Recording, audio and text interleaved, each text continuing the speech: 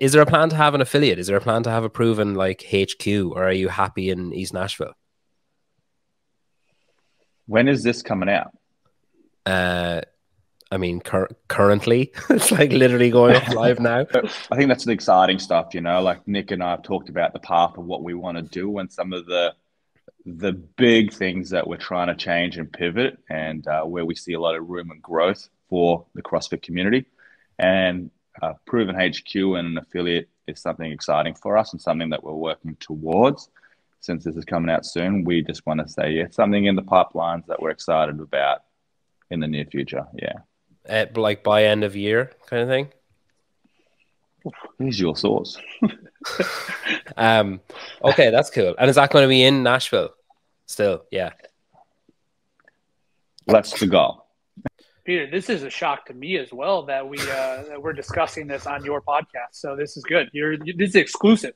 Yeah. I mean, I've gotten all, but yeah, great. I know who the equipment supplier is, and I know that it's a potential thing that might happen. That's a bit of a telltale too of like where Tia's mindset is. Yeah. It's like, hey, if I'm going to size myself up, I want to size myself up with a great opportunity to be at the Rogue Invitational and do it amongst the best, you know, like that's going to give her and me the best indicator of what we need to work on.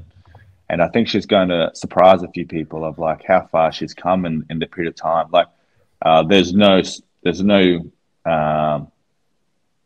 denying that it's obviously she's just given birth. Like that's a reality. And there's been a lot of like adjustments in terms of like balance coordination and just like getting the repetitions into the body. And that's just the reality. So we understand there's going to be some form of adjustment required for that. But in terms of like mental and clarity for Tia, like she's just got this now profound view of what she wants to achieve next year. And that's because of, I think we've heard it many times with athletes, with new mums in the sport too, you know, like they've got a new why, they've got a new reason, and Tia's absolutely got that same drive now. I've got, okay, like I want to do this for Willow to see what a strong woman looks like and what it means to be a role model for her, and that anything's possible in terms of, you know, what the body's capable of. And I think for her to change the narrative, it's completely different to what I would have heard 3 or 4 years ago. And it was the same mundane message. She just wants to outdo her performance the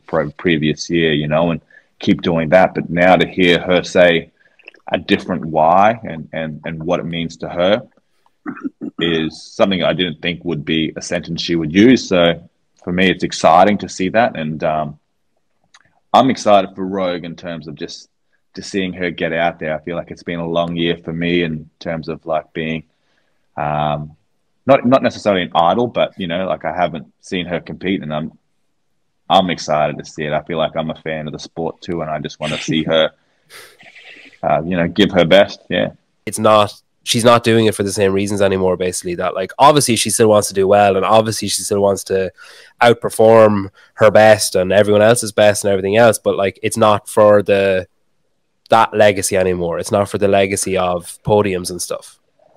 Yes, well, still podiums on there, mate. But I think it's a testament. I think it's a testament to Tia too, right? Like she doesn't get caught up in the narrative of what the media are trying to say or project of like being undefeated and all that. I'm sure in the back of her mind she's well aware of her accolades, but I'd like to challenge that thought process of like, isn't it for me?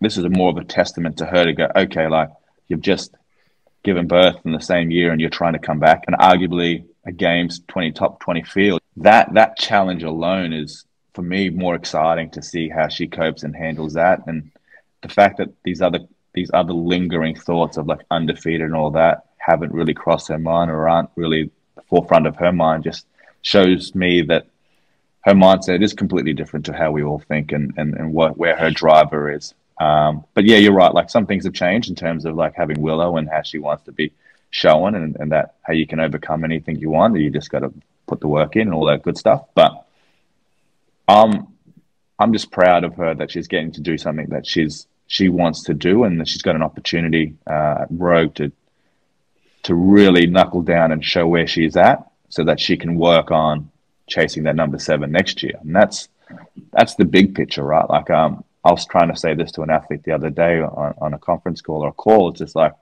they were asking like, hey, should I be doing these off-season competitions? And I said, well, what's your goal? And she goes, well, I want to make it to the CrossFit Games. And then it's like, well, you should be absolutely doing higher level competitions if you have the opportunity to, because it just gives you that more experience for you to get to your goal. And what is your goal? It's to get to the games. And the limiting factor is semifinals. So we need more in-person competition to get you better prepared for that. So they're the conversations that TSCs or understands is this is the path to get herself to the 7th. I need to know where I'm at accurately rather than this illusion that I'm undefeated. No, like I need to know physically where I'm at so that I can chase the number 7 accurately. So a lot of stuff happened this year, I think in 2023 that, hey, we've got to start putting some lines in the sand and we need to start figuring out where we want to be forever. One of the biggest things that come up for us is the culture, right? And a lot of people, that's a buzzword people like to talk about now, but it really comes down to the core values that we see and the standards that we want from the people in our camp. We need to know that when you come to Proven, you're going to have the same core values that we believe in. Because if we're going to go and we're going to put our necks out in giving you the best product that we know we have, because we know how to make champions, right? It's been done over and over again. We've got the best guy sitting right here that can do it, but we need to have that feedback from you and that buy-in when it comes to some of our pillars, right? So hard work and dedication, accountability and communication, and just having a champion's mindset when it comes down to that. And I think that's our biggest goal moving forward. And those conversations are really hard, but we need to kind of lay the law down when it comes to some of that. And people aren't always going to like it. We know our training camp's going to look different every single year. But when it comes down to the sport, there's things that we just can't bend on. What we did dig into a little bit more is kind of the communication and accountability aspect. And that goes across the board for everybody, because when we start diving into these bigger camps, like you've seen a couple pop up now that we've already talked about that have tons of games athletes, it comes down to how you can individually serve people, even though they're on a team of 10 individuals, right? Like they're all competitors at the end of the day, whether they're men or women.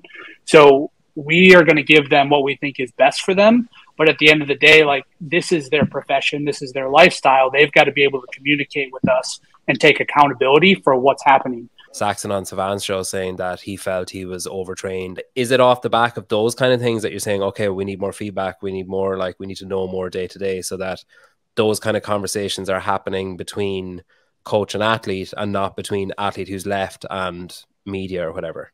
Yeah, I think for us, this was the first time in two and a half years that we had really had a failure, to be honest with you. Like, I hate to say it that way, but all of our athletes from the minute we started in 2021 to 2020, halfway through 2022, had always been going in a direction that looked like they were improving. They were doing better at the games.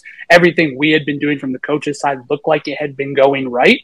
And obviously, I think this year, with Tia being away and maybe Shane, like you said before, being away a little bit more, it may have exposed a little bit there because, hey, we had 2 athletes that got hurt. We don't know what happened here. We know the day-to-day what happened, and we didn't see much going on there.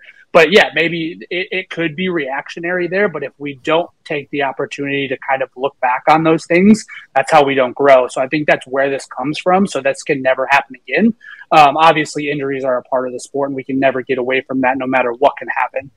But we do want to make sure that we're professionals in mitigating those risks however we can.